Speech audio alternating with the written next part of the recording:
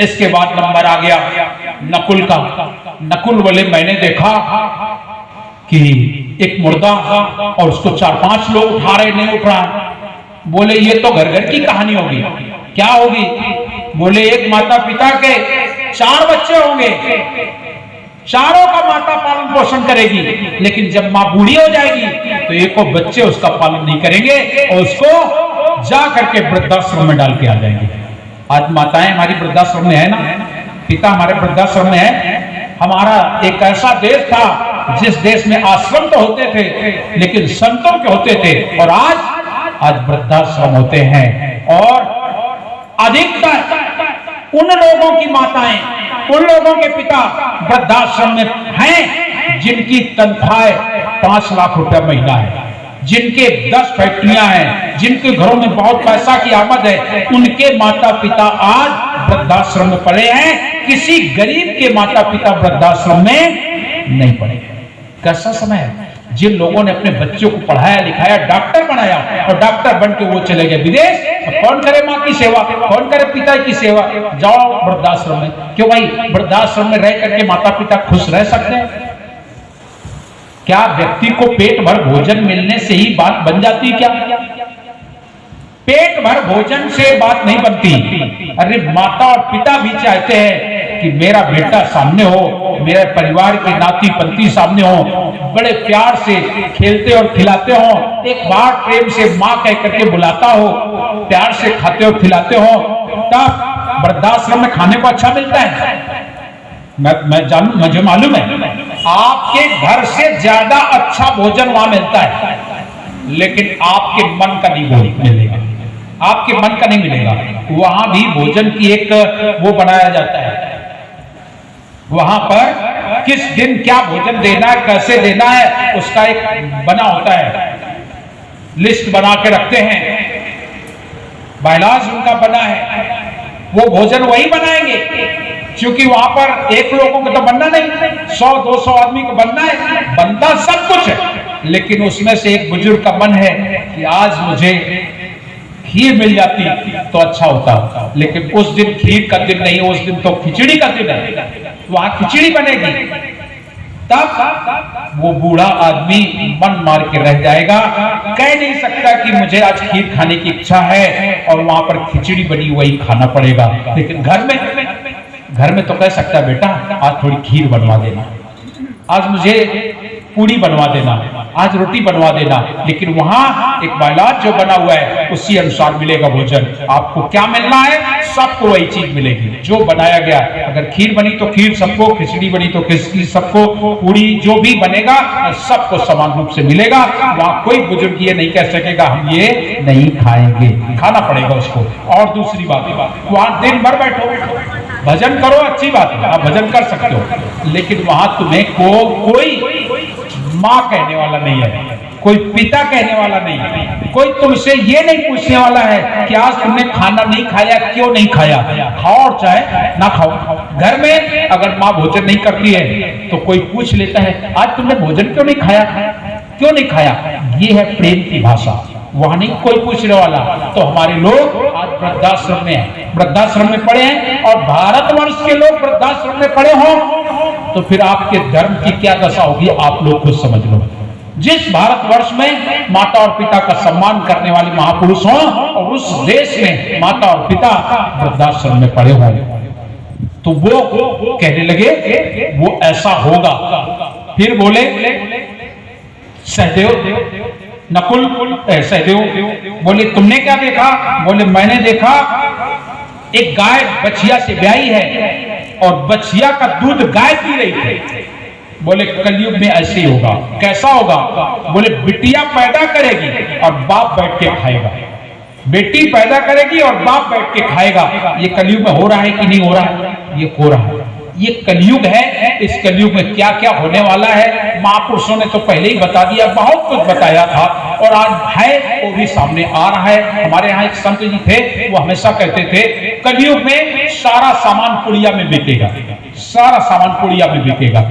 हम लोग समझते थे ऐसा कैसे हो सकेगा, छोटे छोटे थे तो हम कहते थे पुड़िया में कैसे बिकेगा, पानी कैसे पुड़िया में बिकेगा, दूध कैसे पुड़िया में बिकेगा, दही कैसे बिकेगा, मट्ठा कैसे बिकेगा, घी कैसे बिकेगा, तेल कैसे बिकेगा?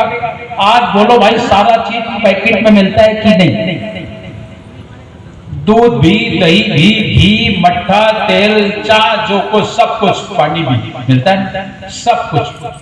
ये बुजुर्ग लोग पहले आज नहीं लिखते हैं, पहले हमारे बुजुर्ग कह गए कि कलयुग में ऐसा होगा, और आज हो रहा है। इसलिए कलयुग बड़ा विचित्र है, लेकिन कलयुग नहीं विचित्र है, हम लोगों का ज्ञान विचित्र है। हम लोगों का ज्ञान बढ़ता जा रहा है, वैसे हम लोग करते जा रहे हैं विज्ञान। ज्ञान से विज्ञान बनती है, और विज्ञान का कार्य होता है आगे आपको बढ़ाना, प्रोग्रेस कराना, लेकिन वही विज्ञान अंत में विनाश का रास्ता दिखा देती है। उसी विज्ञान से हम विनाश में चले जाते हैं। तो आगे साहब कबीर का एक शब्द सुन लें।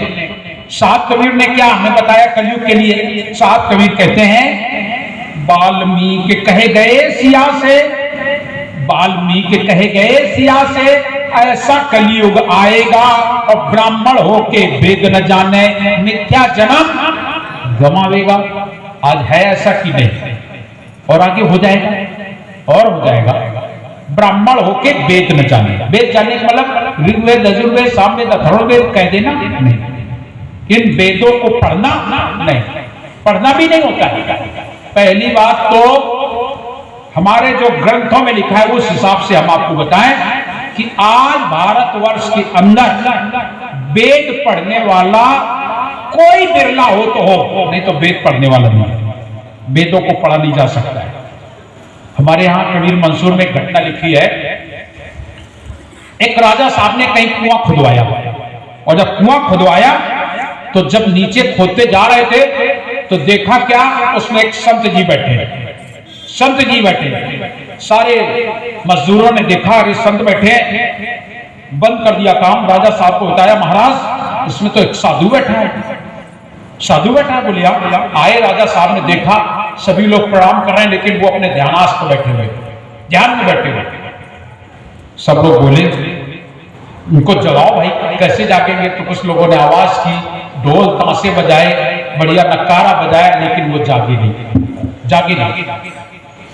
बड़े बड़े लोगों को बुलवाया गया, ये कैसे जागेंगे महाराज? तो कुछ लोगों ने बताया, बड़े बड़े ज्योतिषी और विद्वानों, अगर वेद मंत्र पढ़े जाए तो ये जाग जाए, तो ये जाग जाए। तो उन्होंने बुलवाया पंडितों को, और बुलवा करके वेद मंत्र को पढ़ना शुरू करवाया। और जब वेद मंत्र को पढ़ना शुरू करवाया तो महाराज जी की आंख खुल गई, आंख खुल गई। और आंख खुली तो बड़ी तेजी से आवाज लगाई, कौन है?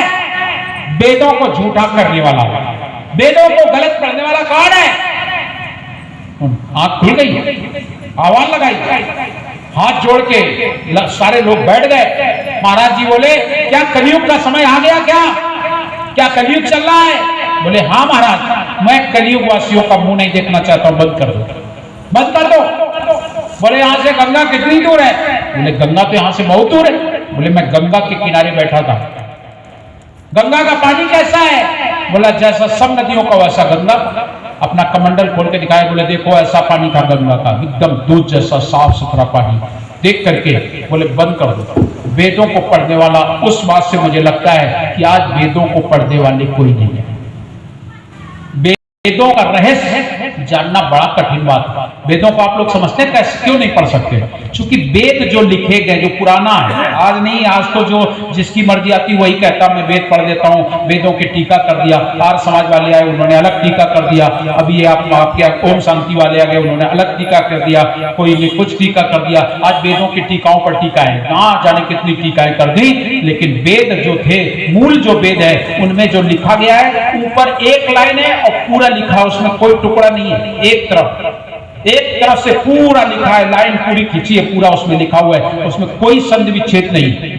उसको पढ़ना बड़ा मुश्किल होता है, नहीं कोई पढ़ सकता है। उसको कोई विद्वान, कोई महापुरुष, और विद्वान के साथ साथ एक चीज और होती है, विद्वान नहीं पढ़ सकता है। जिसके अंदर भाव, मर्यादा हो, ईश्वर के प्रति प्रेम हो, वो वेद पढ़ सकता है। और नहीं तो आज वेदों को मालूम है क्या है?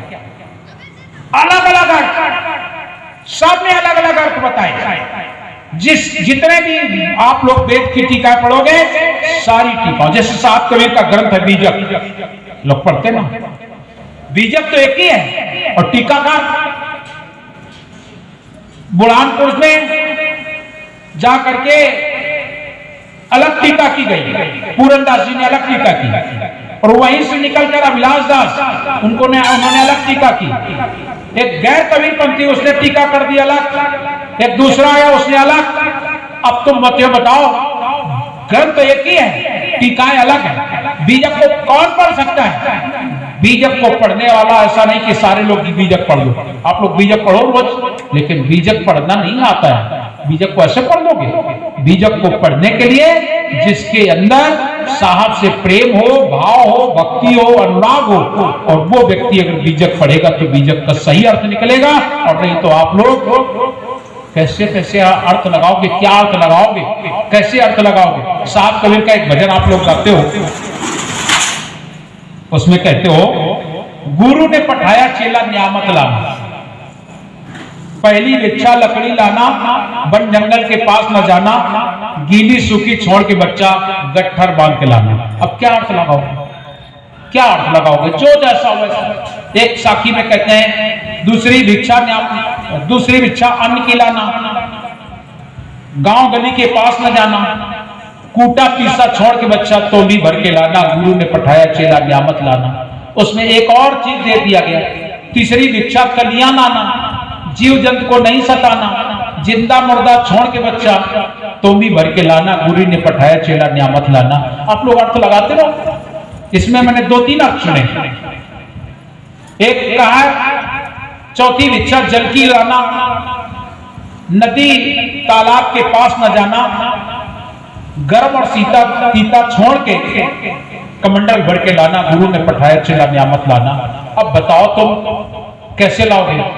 कुछ लोगों ने बताया ओस ले आना, ओस समझते ना, ओस बता दिया, बोले ये ओस है, ना ये तालाब की है ना ये नदी की है, दोनों को छोड़ दिया।